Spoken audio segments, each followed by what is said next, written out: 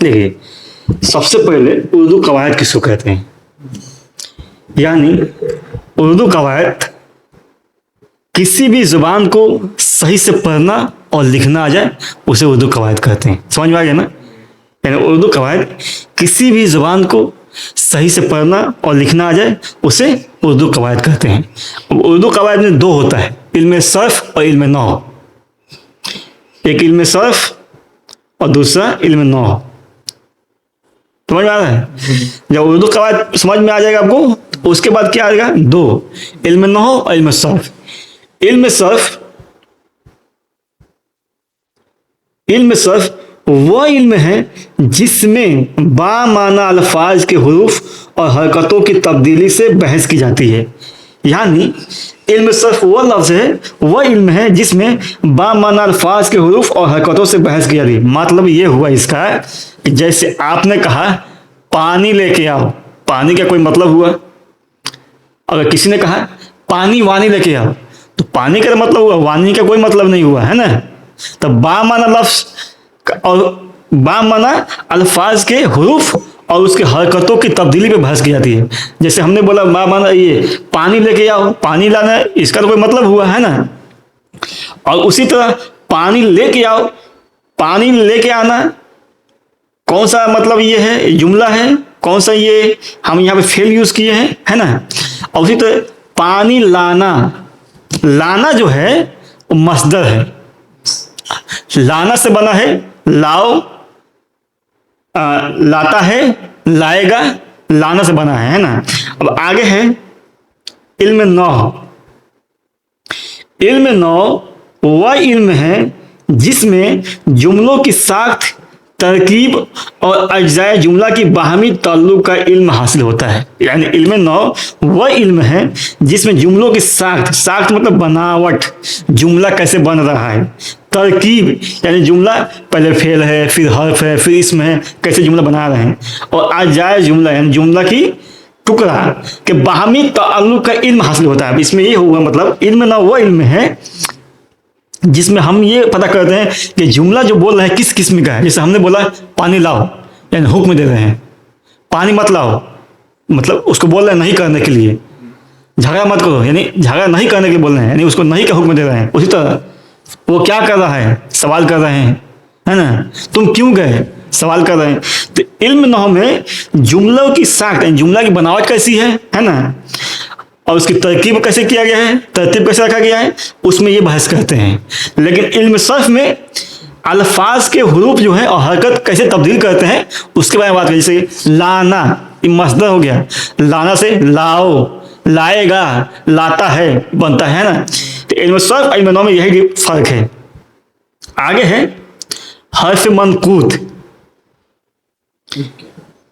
देखिए अलिफ, इसके ऊपर कोई नुक्ता नहीं है, बा के नीचे नुक्ता है ना, ता के ऊपर नुक्ता है, तो ये हर्फ मनकूत वह हुर्फ है जिसके ऊपर नुक्ता हो, यानी नुक्ता हो उसको मनकूत कहेंगे, और जिस पर ना नुक्ता हो गैर मनकूत। नाम से ही समझ में आ रहा है, मनकूत या नुक्ता है, गैर मनकूत यानी नुक्ता नहीं। वही हर्फ मनकूत जिन हुरूफ पर नुक्ता होते हैं उन्हें मनकूत कहते हैं। जैसे बा, ता, सा, जीम, फे, रे, जाल, शीन, ज़्वाद, ज़ो, है ना, गैन, फा, काफ, नून वगैरह। यानी हर्फ मनकूत इतना याद में रखिए आप कि वह हुरूफ जिस पे नुक्ता है, और हर्फ गैर मनकूत वह हुरूफ जिस पे नुक्ता नहीं है। जैसे अलिफ में नुक्ता नहीं है, हा में नुक्ता नहीं है, दाल, रा, सीन, स्वाद इस पे नुक्ता नहीं है ना? तो सिंपल डिफिनेशन है कि हर्फ मनकूत वह हुरूफ जिस पे नुक्ता है, हर्फ गैर मनकूत वह हुरूफ जिस पे नुक्ता नहीं है। आगे है, देखिए आगे अब बोल रहा है हर्फ की किस्में। अलिफ की देखिए दो किस्में हैं, अलिफ ममदूदा, अलिफ मकसूदा। अब अलिफ ममदूदा क्या है? जो अलिफ के साथ जायद होकर लिखा जाता है उससे अलिफ ममदूदा कहते हैं। जैसे आराम, आराम ये लिखा हुआ है, इसमें अलिफ लिखा हुआ है ना, आम, आम में अलिफ है ना, पानी, पानी में अलिफ है ना। तो जो जैसे जिसको लिखते हैं, जैसे हमने जिसको जैसे आम लिखा तो आम में अलिफ आया नहीं, अलिफ आया ना, इसको क्या कहेंगे? ममदूदा। जो अलिफ को लिखते हैं उसे ममदूदा, है ना? उसी तरह अलिफ मकसूरा, जो अलिफ के साथ जाहिर ना हो बल्कि लफ्ज के आखिर में या की तरह लिखा जाए, उसे अलिफ मकसूरा कहते हैं।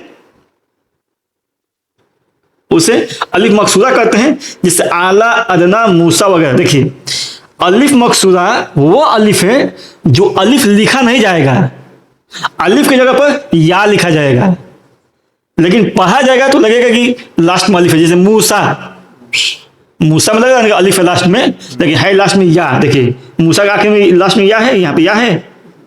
वैसे आला में देखिए, आला में या है, लेकिन लग रहा है ऐसा कि अलिफ है आखिर में, है ना।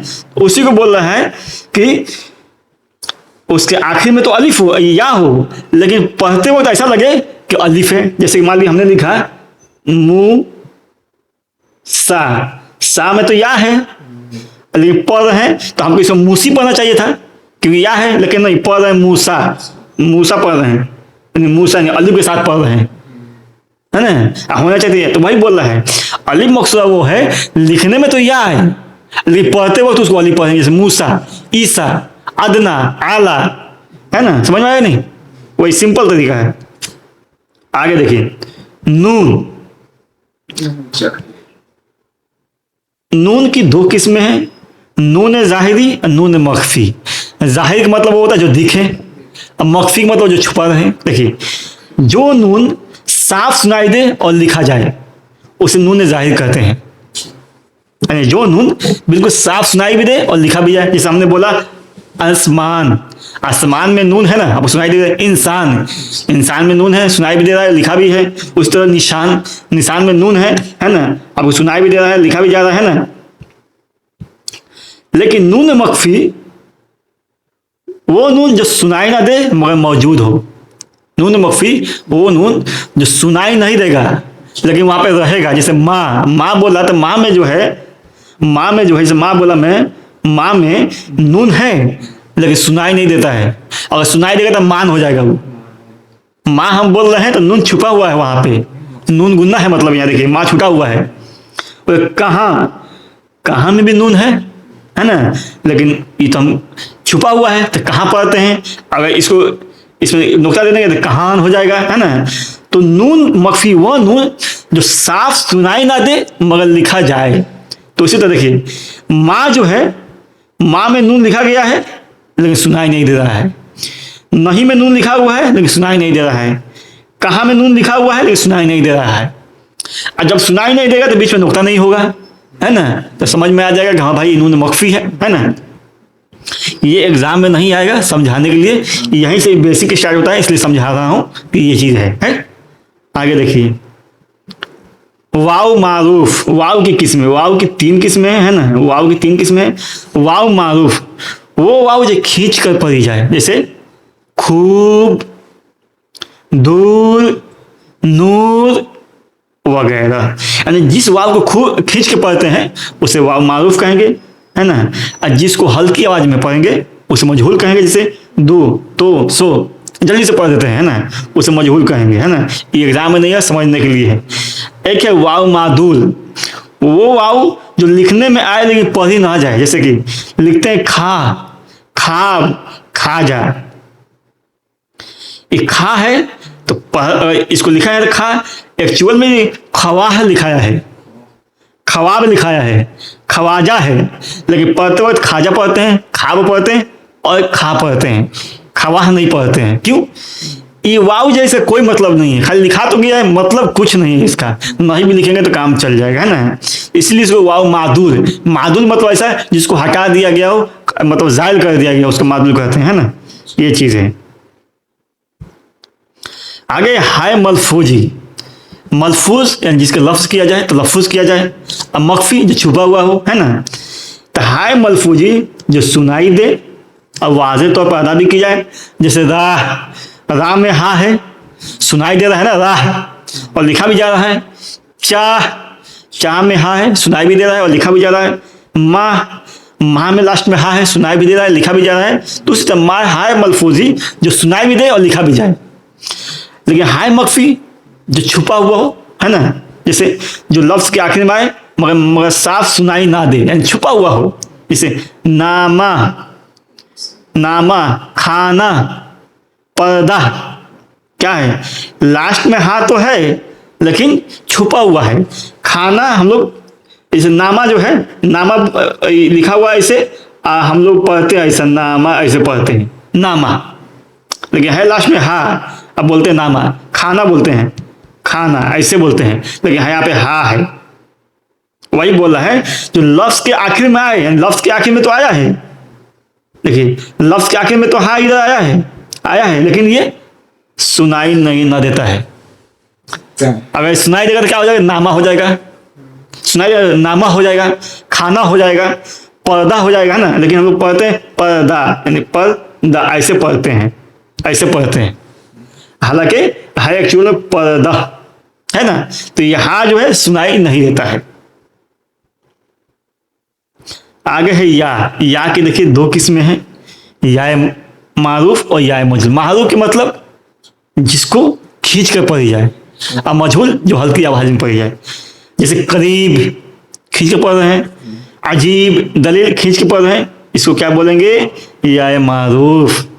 उसी तरह या मजहूल जिसको हल्की आवाज में पढ़ी जाए, शेर तेर देर वगैरह है ना, उसे या मजहूल।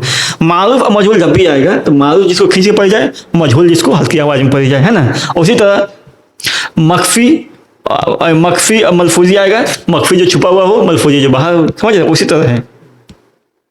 आगे ये ट्रांसलेशन है, ट्रांसलेशन तो पढ़ने जरूरत है कि नहीं,